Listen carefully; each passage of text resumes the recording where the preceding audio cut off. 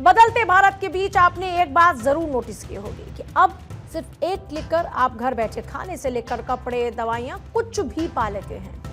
Online delivery वो platform बन चुका है जिससे न सिर्फ लोगों को जॉब मिल रही है बल्कि इससे देश की इकोनॉमी में भी एक शब्द जुड़ा, गिग इकोनॉमी। आपको याद होगा 31 दिसंबर को इन्हीं गिग वर्कर्स ने हड़ताल का ऐलान किया था। डिलीवरी पार्टनर्स की कम सैलरी, लंबे काम के घंटे, सुरक्षा की कमी और कोई सोशल सिक्योरिटी ना होने को लेकर यह हड़ताल पर भी रहे थे। तो अब उनकी हड़ताल और उनकी मांगों पर राजनीति ने भी एंट्री ले ली है।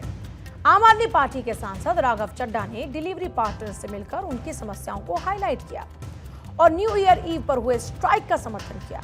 अब डिलीवरी पार्टनर्स की कमाई और सुरक्षा को लेकर चल रहे विवाद पर नीति आयोग के पूर्व सीईओ अमिताभ कांत के एक एक्स पोस्ट से इस मामले की आंच और तेज हुई, क्योंकि अपने एक्स पोस्ट में अमिताभ कांत ने गिग इकोनॉमी पर राजनीति को खतरनाक बताया। दरअसल भारत की गिग और क्विक कॉमर्स इकोनॉमी पूरी तरह कंज्यूमर ड्रिवन है।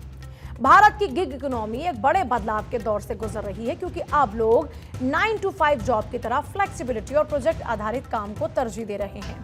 गिग वर्कफोर्स साइज इसे बताने वाला भी है, क्योंकि प्रेजेंट कंडीशन में भारत दुनिया के सबसे बड़े गिग मार्केट में से एक है। नौकरियों की संख्या के बारे में अगर बात की जाए तो एक अनुमान के मुताबिक भारत में अभी लगभग 1.2 से 1.5 करोड़ गिग वर्कर सक्रिय हैं। तो माना यह भी जा रहा है कि साल 2026 में लगभग 20 लाख नई गिग नौकरियों के पैदा होने की उम्मीद है।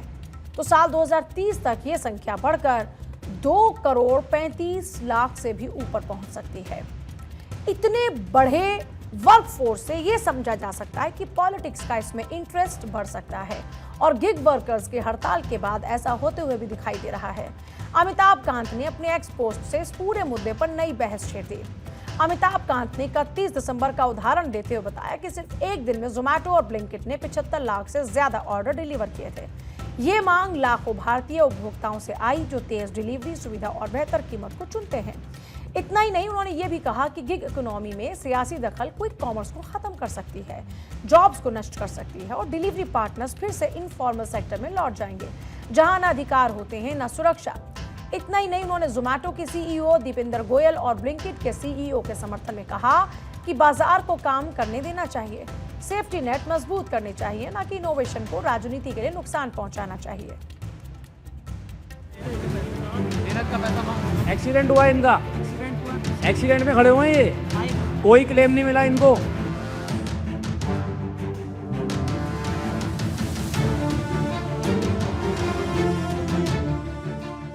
16 घंटे 17 घंटे टाइम देने के बाद भी काम नहीं कर पाता हूँ। 800-900 का काम होता है टोटल।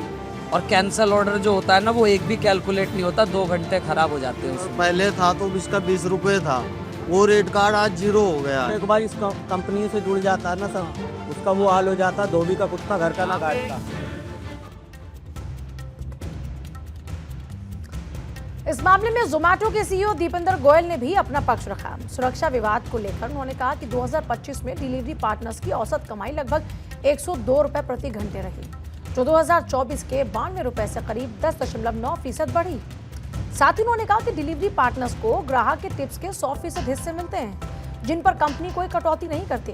दीपेंद्र गोयल की तरफ से यह भी दावा किया गया कि वर्कर्स का शोषण नहीं हो रहा और हाल ही की हड़ताल केवल कुछ शरारती तत्वों की तरफ से भड़काई गई थी, न कि पूरे डिलीवरी पार्टनर्स की ओर से। साफ है कि ऑनलाइन डिलीवरी के मालिक यही बताने की कोशिश में जुटे हैं कि सब कुछ सेफ है, लेकिन यहाँ बात उन 10 मिनट की डिलीवरी वाली टाइम ड्यूरेशन पर भी आती है, जिस पर कई बार सवाल उठे। सवाल उन डिलीवरी बॉयज की सुरक्षा पर जो टारगेट पूरा करने के लिए हर संभव कोशिश करते हैं। तो इस पर भी जोमैटो के सीईओ दीपेंद्र गोयल ने अपना पक्ष रखा। उन्होंने इस बात को साफ किया कि डिलीवरी पार्टनर्स के ऐप में कोई काउंटडाउन टाइमर नहीं होता और तेज डिलीवरी स्टोर की निकटता और लॉजिस्टिक्स डिजाइन की वजह से होती है, ना कि डिलीवरी करने वाले लोगों पर दबाव डालकर। दरअसल आम आदमी पार्टी के राज्यसभा सांसद राघव चड्ढा ने गिग वर्कर्स को सपोर्ट करते हुए ये कहा था कि गिग वर्कर्स को इंसान समझा जाना चाहिए, ना कि सिर्फ इस्तेमाल करके फेंक देने वाले डेटा पॉइंट्स। उनके इसी स्टेटमेंट को लेकर यह रिएक्शन सामने आया है।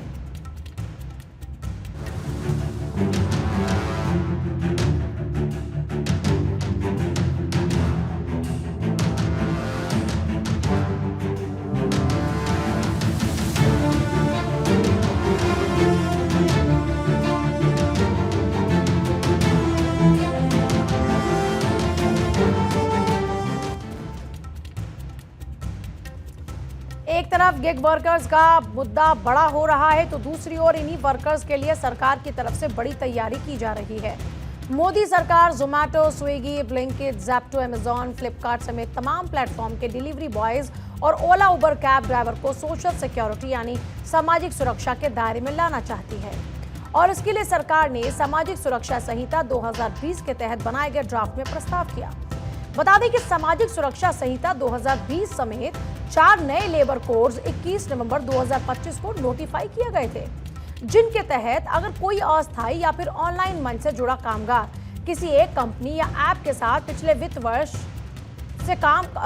में कम से कम 90 दिन काम करता है तो वो सामाजिक सुरक्षा योजनाओं के लिए पात्र माना जाएगा।